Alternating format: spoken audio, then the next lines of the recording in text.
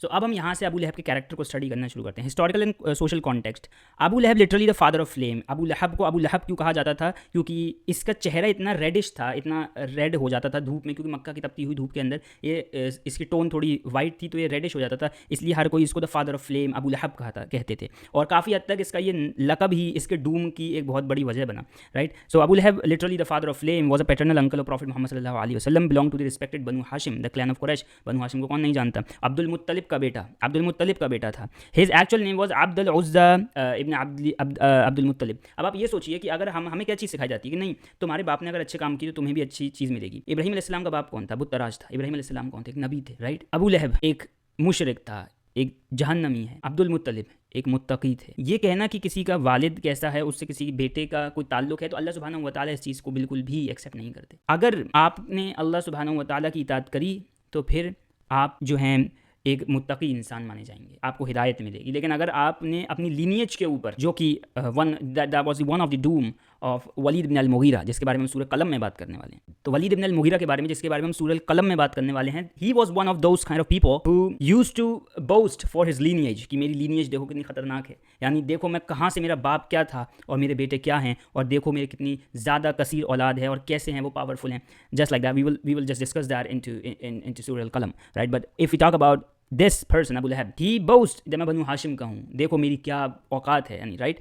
But क्या काम आया उसके? कुछ भी काम नहीं आया। Earned his nickname as Abu Lahab because because of his unusual complexion, being fair-skinned, the desert heat would flush his face red as though he was a flame of fire, right? वो लाल से नजर आता था। In pre-Islamic Makkah, जाहिलिया के time में, honor and power flowed through tribal tribes. As a wealthy, prominent Quraysh leader, Abu Lahab yielded great influence, yet from the earliest days of Prophet sallallahu alaihi wasallam missions, he became one of Islam's most implacable enemy. Initially ही, बल्कि अगर मैं गलत नहीं हूँ तो जब नबी अलैहिस्सलाम बहुत छोटे भी थे तो अबू लहब तब भी उन्हें बिल्कुल भी पसंद नहीं करता था, बिकॉज ये एक कांस्टेंट जेलसी थी जो अबू लहब को न सिर्फ नबी अलैहिस्सलाम से थी बल्कि नबी अलैहिस्सलाम के वालिद हज़रत अब्दुल्ला से भी थी, क्योंकि जो उनके भाई थे, राइट, इसके भाई थे, अबू लहब के भाई थे। तो एक वो जेलसी जो भाई से थी वही जेलसी भतीजे के अंदर भी ट्रांसफ़र की अबू लहब ने और उसकी वाइफ ने। उसकी वाइफ का एक डिफरेंट किस्सा है, वो हम आगे की वीडियो में बात करेंगे, बहुत इंपॉर्टेंट है वो भी, और आजकल की ख़वातीन के लिए तो बहुत ज़्यादा ही इंपॉर्टेंट है, लेकिन अभी हम इसके बारे में बात करते हैं। तो जैसे ही नबी अलैहि इस्लाम की वो करना शुरू करी, प्रीचिंग करना शुरू करी, ये सबसे बड़ा दुश्मन बन के साबित हुआ। Traditional source note that his hostility come from inborn arrogance, pride in his great wealth and his children and dislike of messages of prophet सल्लल्लाहु अलैहि वसल्लम कन्वेड।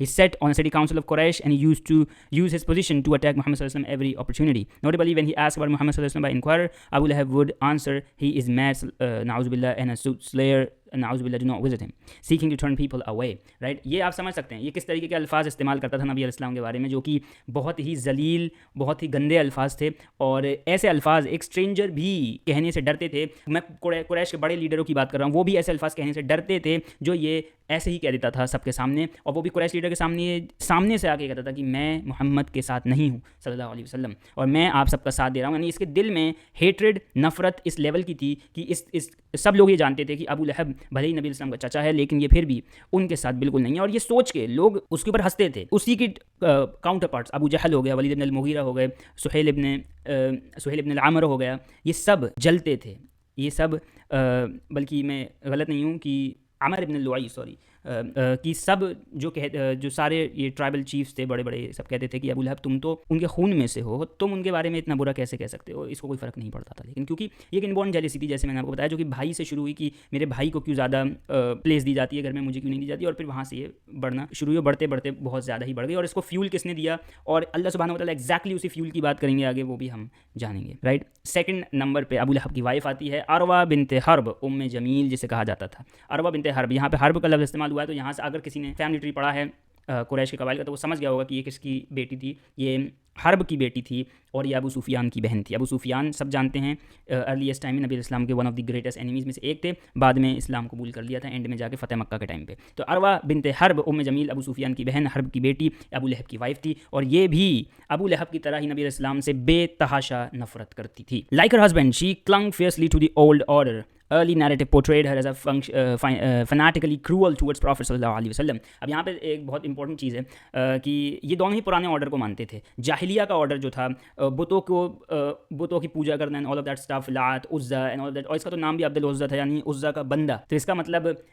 इसके लिए तो लाजिम था कि ये उस ओल्ड ऑर्डर की हिफाजत करे, और ये समझता था कि ये और इसकी वाइफ समझते थे कि नबी अलैहिस्सलाम जो हैं वो वैसे ही इनके दिल में उतनी जेलसी पहले से ही मौजूद थी, और उस ऑन टॉप ऑफ दैट जब नबी अलैहिस्सलाम ने वो मैसेज लाना और इस्लाम की मैसेजिंग स्टार्ट करी, प्रीचिंग स्टार्ट करी, तो ये दोनों ही और बौखला गए एक तरीके से, और इन्होंने अपने आप को प्रॉपर डेडिकेट कर दिया नबी अलैहिस्सलाम के ऊपर जुल्म ज़्यादती करने के लिए। तो यहाँ से ये चीज़ बहुत इंपॉर्टेंट है। अच्छा, मैं इस चीज़ को थोड़ा सा और सही तरीके से आपके सामने पेश करना चाहता हूँ। ये पूरी PDF और तफ़हीमुल कुरान की वेबसाइट मैं डिस्क्रिप्शन में डाल दूंगा, तो वहाँ से आप इस चीज़ को पढ़ सकते हैं।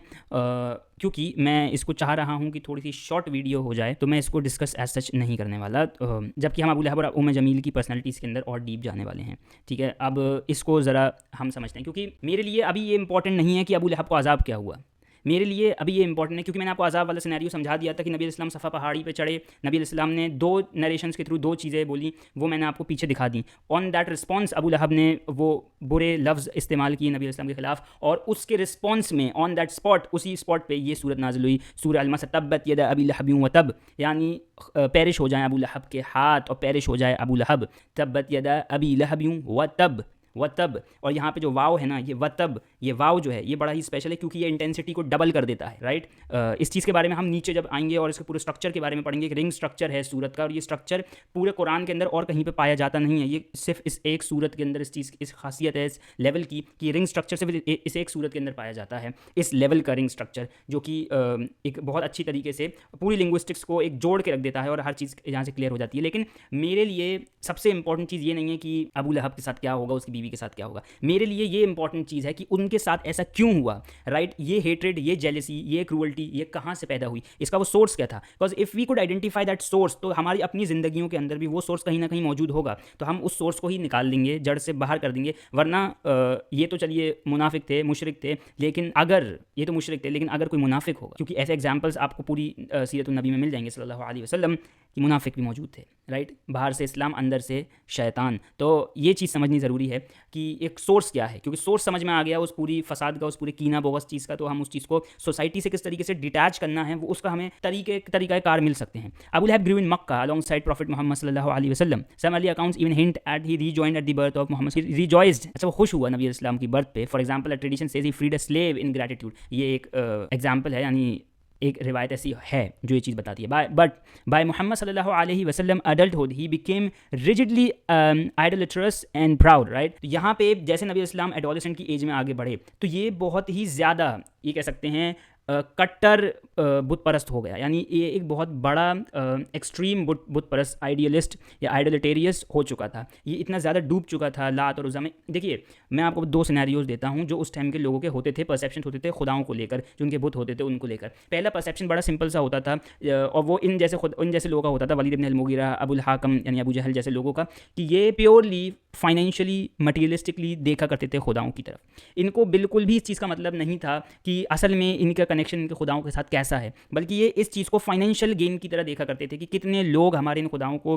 के ऊपर बलि चढ़ाने आएंगे, कितने लोग इनके ऊपर मन्नतें बांधेंगे और चीज़ें खरीदेंगे, और वो कैसे पूरा मक्का का बाजार जो है चलेगा, और कैसे हमारा पूरा ट्रेड हब, यानी एक समझ लीजिए टूरिस्ट प्लेस काइंड ऑफ, जहाँ पे लोग हज करने आते थे, वो चल सकता है। ये उसको फाइनेंशियल तरीके से देखते थे। कुछ अबू लहब जैसे लोग भी होते थे जो पैदाइशी ही एक उस ऐसी ज़िंदगी जी थी जिन्होंने, जो कि लीडर्स के अंदर जिनका शुमार होता था। तो इसीलिए अबू लहब के दिल में वाकई में एक मोहब्बत आ गई थी अपने आइडियल्स को लेकर, और वो वाकई में अपने नाम की तरह अब्दुल उज़्ज़ा हो चुका था, अब्दुल्लात हो चुका था। वाकई में लात और उज़्ज़ा और मनात इन जैसे बुतों की पूजा किया करता था बहुत ही रिगरसली, ये और उसकी बीवी। तो ये चीज़ समझनी ज़रूरी है, खास करके अबू लहब के ऊपर अभी हम देखना चाह रहे हैं। इवन एज मोहम्मद सल्लल्लाहु अलैहि वसल्लम begin preaching monotheism, Abu Lahab scorned him, नाउज़ुबिल्लाह, he denounced his nephew as a liar, a magician or a madman, नाउज़ुबिल्लाह, and threatened those who would listen। अब ये इस हद तक जा चुका था कि नबी अलैहिस्सलाम को न सिर्फ लायर, मैजिशियन, मैडमैन, नाउज़ुबिल्लाह ये सब कहता था। ये तो हमें सूरह कलम की दूसरी आयत से ही पता चल जाएगा कि इन्ना मा अंता बिनिअमति नहीं मा अंता बिनिअमति रब्बिका बिमजनून, right, by the grace of your Lord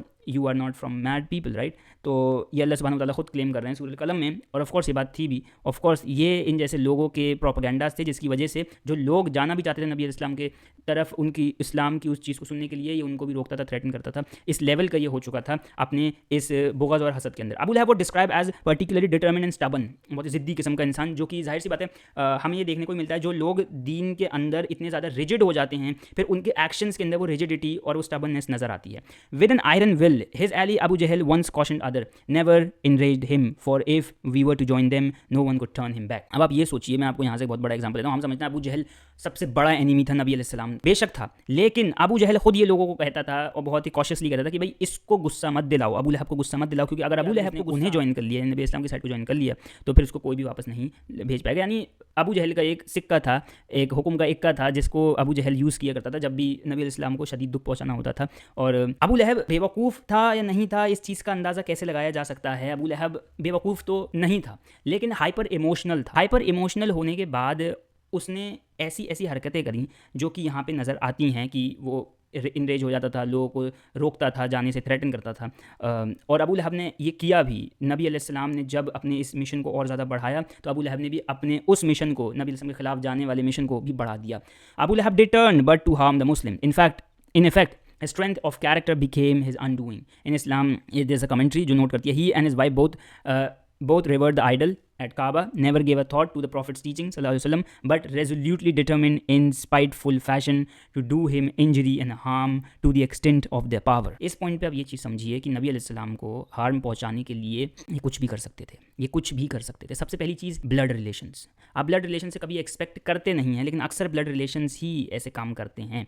ये एक हार्श ट्रुथ है, लेकिन इन्होंने न सिर्फ ब्लड रिलेशन होने के बावजूद ऐसा काम किया, बल्कि ये कुछ भी करने को तैयार हो जाते थे। और इसका मैं एक बहुत बढ़िया एग्जाम्पल अभी आपको देने वाला हूँ उम्मे जमील की सूरत में। साइकोलॉजिकली अबू लहब्स प्रोफाइल जो है ना, ये एक नार्सिसिस्टिक एग्रेशन की तरफ बिल्ड होती है। हमने NAD के बारे में, NPD के बारे में तो सुना, ये नार्सिसिस्टिक पर्सनालिटी डिसऑर्डर। एक नार्सिसिस्ट कौन होता है? हमें ऐसा लगता है नार्सिसिस्ट वो होता है जो कि अपने ऊपर बहुत घमंड करता है, उसके पास बहुत अच्छी क्वालिटीज़ होती हैं जिस पे वो बहुत ज़्यादा बोस्ट करता है खुद को। नहीं, नार्सिसिस्ट वो नहीं होता। वो इंसान नार्सिसिस्ट होता है जिसको पता होती हैं अपनी कमियाँ, और क्योंकि वो अपनी इनसिक्योरिटीज़ को फुलफिल नहीं कर सकता, तो इसीलिए वो सामने वाले के ऊपर लानता है, इसीलिए वो सामने वाले को बुरा दिखाता है, इसीलिए वो सामने वाले को बुरा कहता है, राइट। तो क्योंकि अबू लहब के अंदर, खुद के अंदर कोई ऐसी क्वालिटी नहीं थी जिसे वो दिखा सके, या उसके अंदर बचपन से शायद वो नाइवनेस थी, या वो कैरिज्मा नहीं था जो अबू तालिब में हुआ करता था, जो हमज़ा में हुआ करता था, जो अब्बास में हुआ करता था रज़ी अल्लाह तआला अन्हु, वो शायद अबू लहब में नहीं था, जो अब्दुल्ला में था। तो इसीलिए अबू लहब को हम एक ऐसे पर्सोना के अंदर रख सकते हैं जो कि NPD का केस भी है, narcissistic personality disorder as a permanent disorder with aggression. उसके अंदर एग्रेशन भी था, क्योंकि जाहिर सी बात है कुछ लोग जो इमोशन से भरे हुए होते हैं वो या तो एग्रेशन की सूरत में या फिर एक इमोशनल ट्रॉमा की सूरत में उस चीज़ को दिखाते हैं। तो वो विक्टिमाइज़ करते हैं खुद को, या वो इमोशनली इतने एरोगेंट हो जाते हैं, इतने ज़्यादा एग्रेसिव हो जाते हैं कि उन्हें सामने वाले की कोई परवाह नहीं होती, फिर चाहे वो उनका खुद का ब्लड रिलेशन ही क्यों ना हो। He expected family difference and could not tolerate the prophet's equal or superior status. His inborn arrogance blinded him to every proof of Muhammad sallallahu alaihi wasallam honesty, wealth and lineage sustained his ego, and when the Prophet sallallahu alaihi wasallam warned of divine judgment, Abu Lahab snapped. वो फौजें केरा कुछ तो कूहे सफ़ा पर पड़ी हैं कि लूटें तुम्हें घात पाकर। कि अगर मैं तुमसे कहूँ कि अगर फौजें इस सफ़ा पहाड़ी के पीछे से तुम पे हमला कर दें किसी भी वक्त, दिन या रात, तो मुझ पे यकीन करोगे? बेशक हम यकीन करेंगे नबी अलैहिस्सलाम, मोहम्मद आप पे सल्लल्लाहु अलैहि वसल्लम, क्योंकि आप बचपन से ही सादिक भी हैं, अमीन भी हैं, हम आप पे यकीन करेंगे। लेकिन इस शख्स ने, अबू लहब ने क्या कहा? Abu Lahab snapped, is this why you gathered us, may you perish, नाउज़ु बिल्लाह। एंड इसकी अरबिक क्या है? तब्बन लक, नाउज़ु बिल्लाह। In other words, he treated warning of the last day as a personal insult. यानी नबी अलैहिस्सलाम ने जिस चीज़ की वार्निंग दी, उसने समझा इस चीज़ को कि ये मेरी इंसल्ट है। मतलब ये तो जाहिर सी बात है कि वो नबी अलैहिस्सलाम की सुपीरियरिटी को देख नहीं सकता था कभी भी। ये इनसिक्योरिटी थी, इनबॉर्न थी, इसको बढ़ाया किसने था? उसकी वाइफ ने। और ये बहुत इंपॉर्टेंट एस्पेक्ट है यहाँ पे, जो अब मैं यहाँ से आपको बताने वाला हूँ। प्रॉबेबली अब अबू लहब के कैरेक्टर को समझ गए होंगे कि ये किस टाइप का कैरेक्टर है, कि नार्सिसिस्टिक एग्रेशन पर्सनैलिटी का डिसऑर्डर है इंसान को, जिसकी वजह से अल्लाह सुब्हानहू व तआला ने इसको कहा तब्बत यदा अबी लहब व तब, may you perish, may the hand of Abu Lahab perish, तब्बत यदा अबी लहब व तब। और यहाँ पे वाव का इस्तेमाल हुआ, यानी इंक्रीज़ कर दिया गया इसका टॉर्मेंट, कि पहले इसके हाथ जलाओ, जिन हाथों से इसने नबी अलैहिस्सलाम को बुरा बोला है या कुछ इस्तेमाल किया, उसके बारे में हम आगे बात करेंगे, नाउज़ु बिल्लाह। और फिर इसकी पूरी बॉडी को, ये इसका बहुत इंपॉर्टेंट कनेक्शन है जो अभी हम आगे देखने वाले हैं। लेकिन अभी हम ज़रा उस साइकोलॉजिकल ट्रेट की बात कर रहे हैं जो कि अबू लहब को था। ये हो गई अबू लहब की बात। अबू लहब की शादी हुई एक बड़ी औरत से, एक ऐसी औरत से जिसका मकाम कुरैश की नज़रों में मलिका का था, राइट। जैसे हमें हिंद के बारे में सुनते हैं, हिंदा के बारे में सुनते हैं, अबू सुफियान की, हिंदा बिन उत्बा की बेटी हिंद, जो कि बड़ी औरतों में से थी, कुरैश की नोटेबल लीडर्स की बेटियों में से थी। उसी तरीके से ये थी जिसका नाम उम्मे जमील था, जिसका नाम अरवा बिन्त हर्ब था, और जो अबू सुफियान की बहन और हर्ब की बेटी थी। और हर्ब उन बड़े नामों में से था जो कि बनु उमैया के टॉप सरदारों में से एक माने जाते थे। अच्छा, यहाँ पे अब उम्मे जमील की कैरेक्टर के ऊपर आते हैं, और ये कैरेक्टर बहुत इंपॉर्टेंट है, तो इसको बहुत डीपली समझते हैं।